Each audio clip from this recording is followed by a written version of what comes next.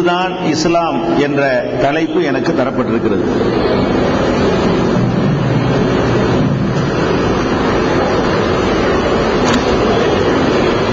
இதுதான் இஸ்லாம் என்ற தலைப்பு ஏன் தரப்பட்டுள்ளது என்றால், இஸ்லாத்தை பின்பற்றுகிற முஸ்லிம் சமுதாயம்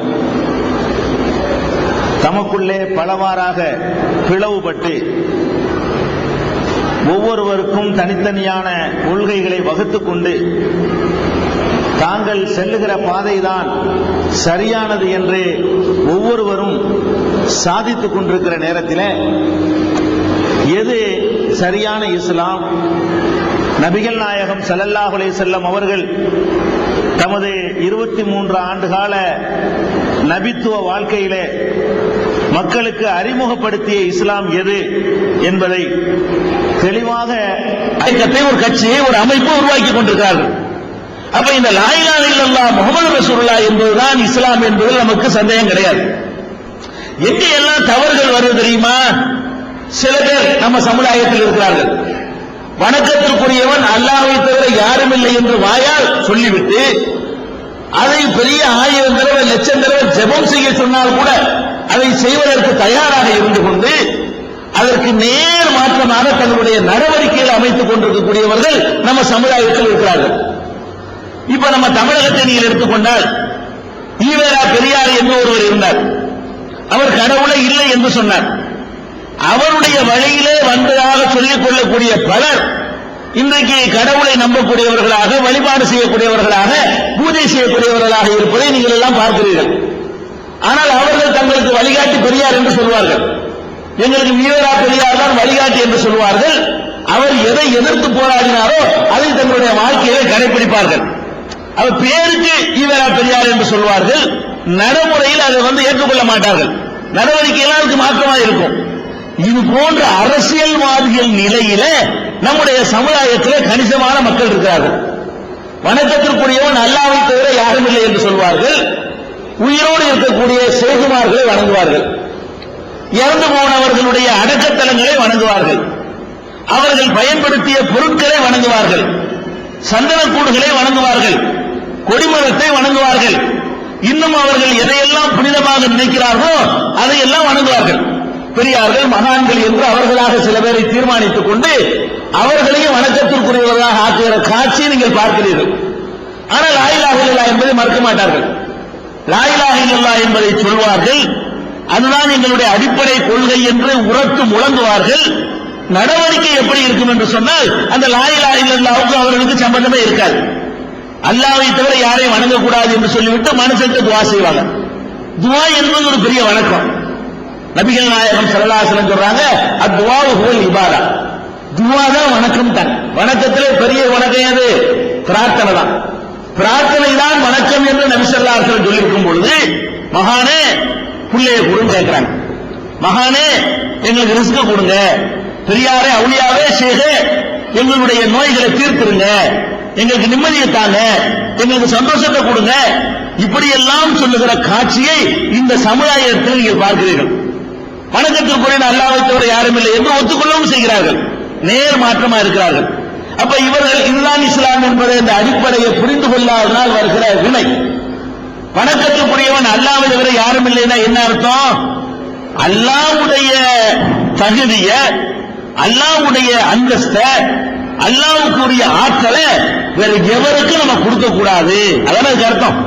வணக்கத்திற்குரியவன், வழிபாட்டுக்குரியவன், மரியாதைக்குரியவன் எல்லாம் அல்லாஹ்வை தவிர யாரும் இல்லை நம்ம நினைச்சிட்டோம்னு சொன்னா, அல்லாஹ்வுக்கு கொடுக்கக்கூடிய அந்த மரியாதை, அந்தஸ்து, தகுதி யாருக்கும் இல்லை என்று ஒத்துக்கொள்ளணும்.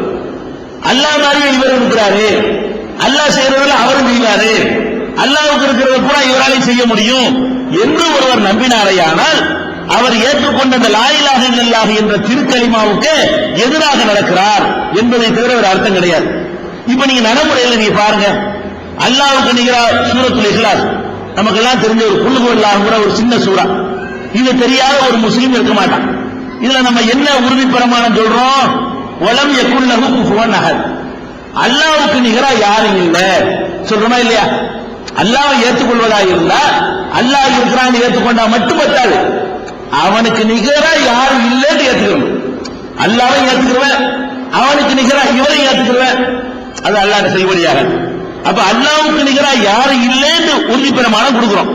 திருமறை குர்ஆன்ல பல இடங்கள்ல இந்த உறுதி பிரமாணத்தை அல்லாஹ் சொல்லி காட்டுறான். லைஸ கமிஸ்லிஹி ஷைஉன், அவனை போல ஒரு பொருளும் கிடையாது அப்படின்னு அல்லாஹ் சொல்லி காட்டுறான்.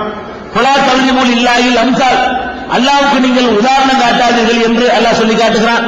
அப்ப அவன் தான், அவனுக்கு நிகரா யாரும் இல்லை. ஆனா நீங்க நடைமுறையில் என்ன பாக்குறீங்க?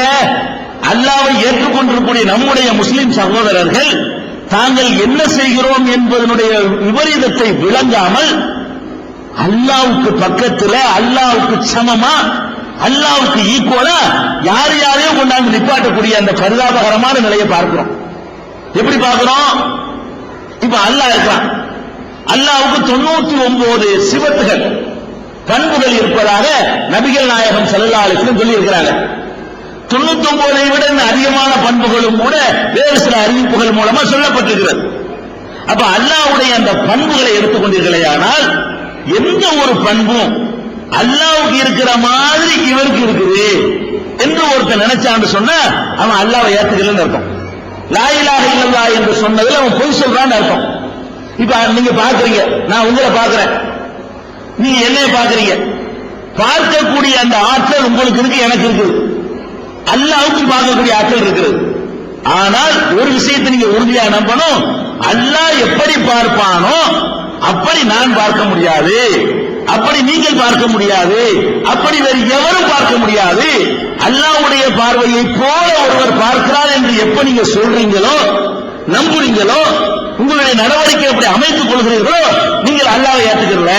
ஒரு அல்லாஹ்வை நீங்க ஏத்துக்கல, 2 அல்லாஹ்வை ஏத்துக்கிட்டீங்கன்னு அர்த்தம். அல்லாஹ்வை தவிர யாரும் இல்லை என்று நீங்க சொல்லாம அல்லாஹ்வை நாங்கள் ஏத்துக்கிறோம், இவரை ஏத்துக்கிறோம், அதான் அர்த்தம்.